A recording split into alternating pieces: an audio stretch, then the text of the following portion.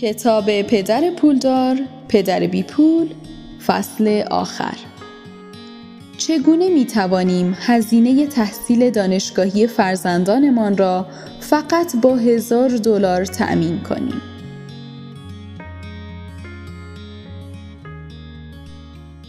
در حالی که این کتاب به مراحل نهایی چاپ نزدیک می شود، مایلم ایده نهایی را برایتان شرح دهم.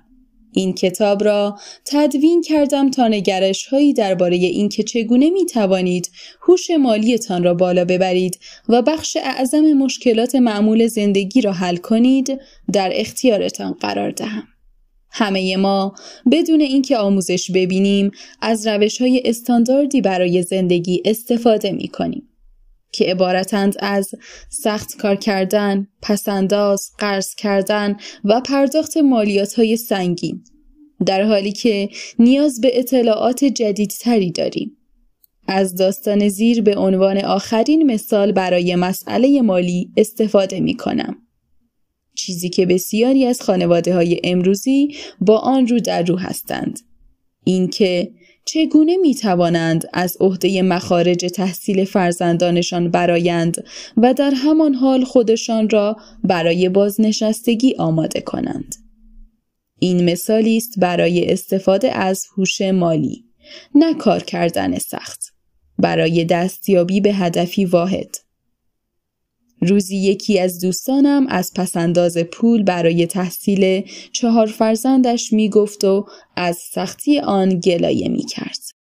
او هر ماه $300 به حساب یک شرکت سرمایه گذاری پول می ریخت و تا آن موقع حدود $12,000 پسنداز کرده بود و آنطور که حساب می کرد باید حدود $400,000 پسنداز می کرد تا بتواند از عهده هزینه تحصیل فرزندانش برآید.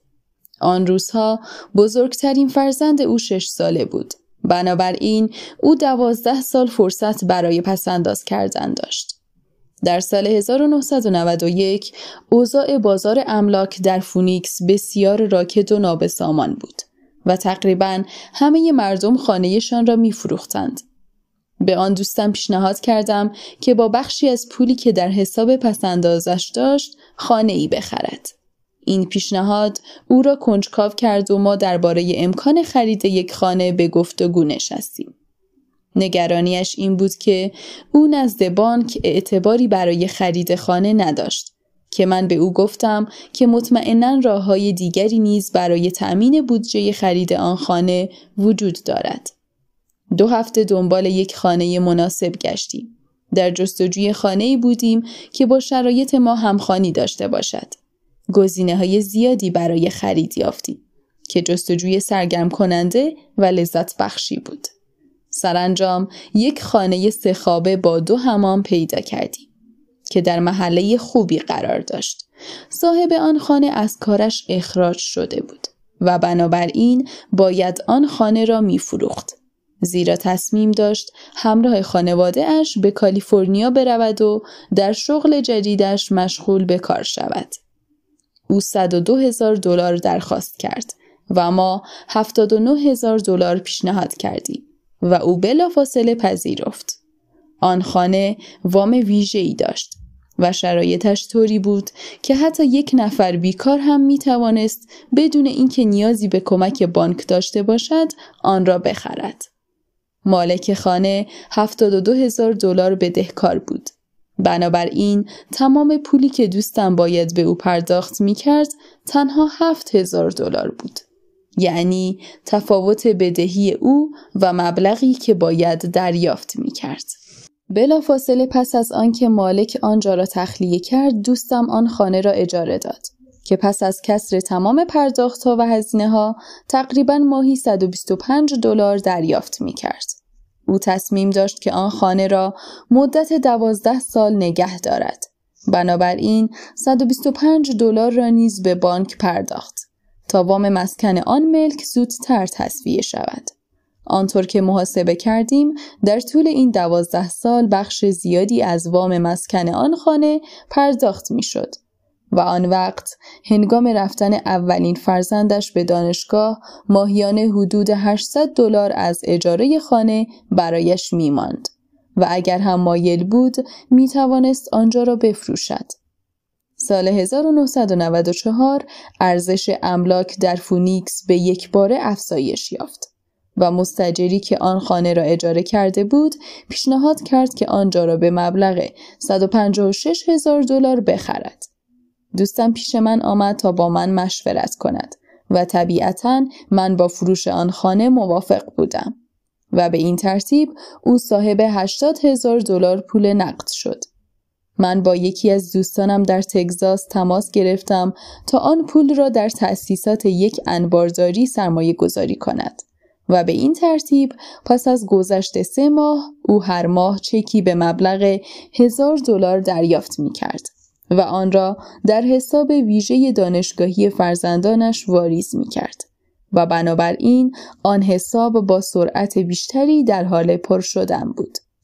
آن انبار در سال 1996 به فروش رفت و دوست من تقریباً مبلغ $330,000 دریافت و آن را در پروژه جدیدی سرمایه گذاری کرد. او اکنون ماهیانه بیش از $3,000 درآمد دارد که آن را به حساب دانشگاه فرزندانش می‌گذارد. او دیگر مطمئن است که می‌تواند آن $400,000 را که تصمیم داشت پس انداز کند. همه اینها تنها با $7,000 و اندکی هوش مالی انجام پذیرفت و او دیگر می‌تواند از بابت آینده تحصیلی فرزندانش مطمئن باشد. همچنین می‌تواند از آن دارایی زیربنایی برای دوران بازنشستگی‌اش استفاده کند. بنابراین از همکنون او خیالش از دوران بازنشستگی‌اش راحت است. متشکرم که این کتاب را خواندید. امیدوارم که این کتاب روش‌های جدیدی درباره به کار گرفتن پول و به شکلی که برایتان کار کند در اختیارتان قرار داده باشد. امروزه برای بقا در جامعه بیشتر از هوش به هوش مالی نیاز داریم. فقط این را باور داشته باشید که پول درآوردن نیاز به پول ندارد. این طرز فکر مخصوص افراد بدون تخصص مالی است. پول فقط یک نظریه است. اگر می خواهید پول درآورید، باید طرز فکرتان را تغییر دهید. هر فرد موفقی ابتدا یک ایده در ذهنش شکل و سپس آن را پرورش داده است. سرمایه گذاری نیز چنین شرایطی دارد. می توان کار بزرگی را تنها با چند $. سرمایه شروع کرد. افراد زیادی را می بینم که وقتشان را صرف گشتن برای یافتن معامله‌ای بزرگ می کنند. افرادی که می کوشند پول زیادی جمع کنند تا دست به معامله پرسودی بزنند. اما این فکر اصلاً عاقلانه نیست. زیرا بسیاری از اشخاص غیر حرفه‌ای را دیده‌ام که معامله کرده و پول زیادی را از دست داده‌اند. شاید آنها کارمندان خوبی باشند، اما هرگز سرمایه گذاران موفقی نبودند. پول هم نیاز به تحصیل دارد، هم دانش. زودتر دست به کار شوید. دائما مطالعه کنید. در سمینارها شرکت کنید.